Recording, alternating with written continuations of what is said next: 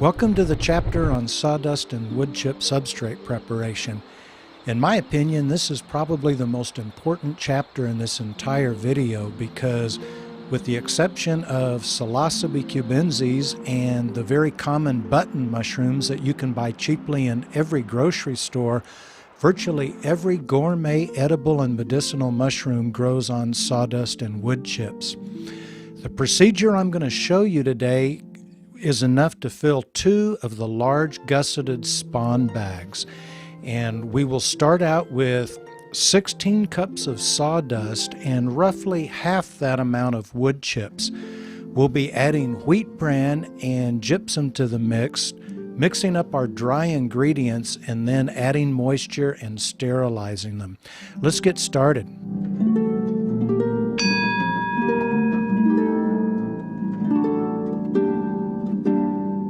It's equally important to stir up all of your dry ingredients before you add any water at all. Gypsum is what they use to make plaster of Paris, which if you broke your arm when you were a kid, it's probably what they made the cast out of. It's also what they use to make drywall. We call it sheetrock in the U.S. after the main brand, but if you get it wet before it's fully mixed in, it's going to harden up. So be sure and mix your dry ingredients very well, and then go ahead and add your 6 cups of water. The wheat bran and gypsum definitely will increase your yields, so don't try to cut corners and skip out on them because you'll definitely be sorry later. Now I also have soaked these wood chips in water. You can either soak them in water overnight or you can drop them into a pan and boil them for about an hour. But either way, you want to hydrate the wood chips before you get started. I should also add, when I say to use 6 cups of water, that's a starting point for you. You'll know when you have your moisture right because you'll pick up a handful and squeeze as hard as you can, and no more than 1 or 2 drops are going to come out. If you make it too wet, the mycelium is going to have a really hard time colonizing it. I like to make it a bit on the dry side, and then when we get ready for fruiting, we'll take the substrate out of the bag and soak it in water overnight, and we'll put the moisture we need for our flush in at that time. Right now we're only trying to get enough moisture in it for colonization.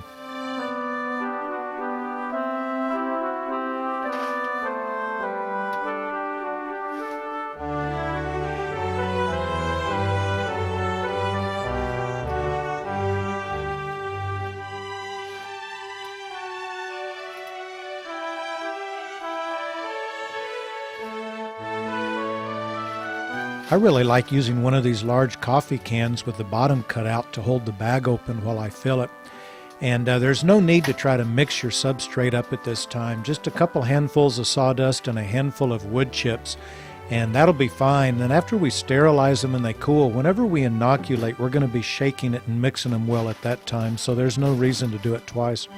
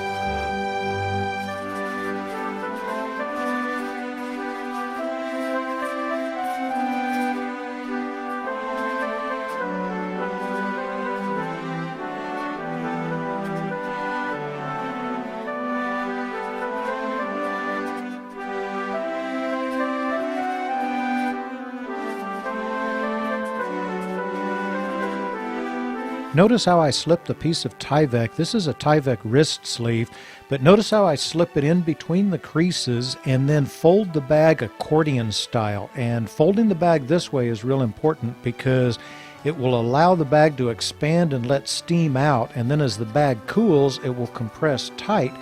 with the plastic parts of the bag making a temporary seal against themselves.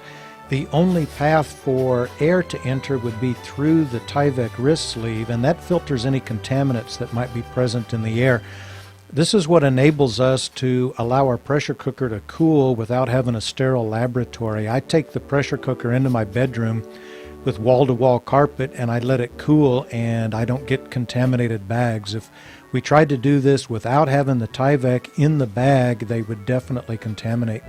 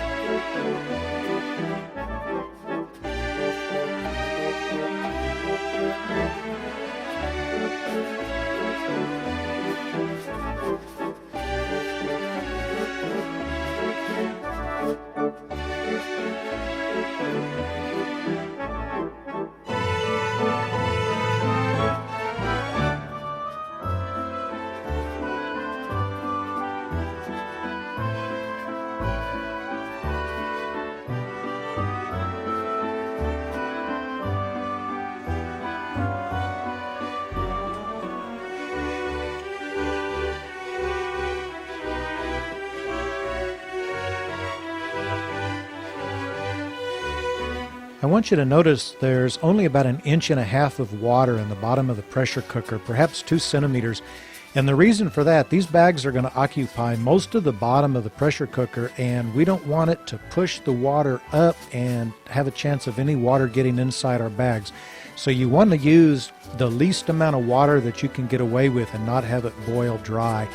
And also notice as I load it that I use spacers in between the bags to allow the steam to penetrate fully. Just use whatever you have. I have a lot of jar lids laying around, so I use them, but you can crumple up aluminum foil or whatever you have, but make sure the steam can penetrate all the way around all of the bags.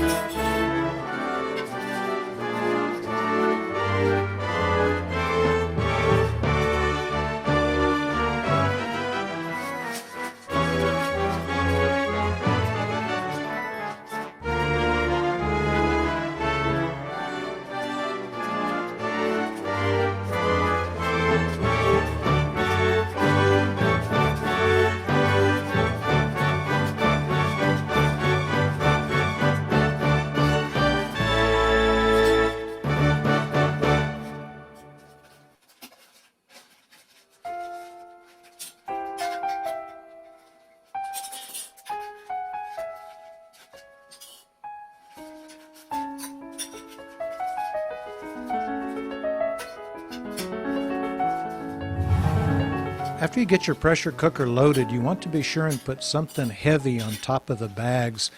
The reason for this is you certainly don't want the bags to come unfolded during the cycle. It would be disastrous if the bags were to unfold and block both the pressure regulating nozzle and the pressure relief nozzle.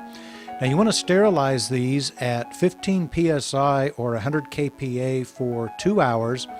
And as with anything, when the time is up, simply shut off the stove and walk away. Don't try to pop the weight or open the relief valve to speed up the process, because you take a chance on exploding your bags. You have to realize the bags themselves will be at 15 psi. And if you suddenly release the pressure, then that pressure that is inside the bags has to go somewhere. So simply shut off the stove and walk away and let the bags cool slowly. And preferably overnight. Whenever they're cooled to room temperature, they'll be ready to inoculate, and that's the next segment.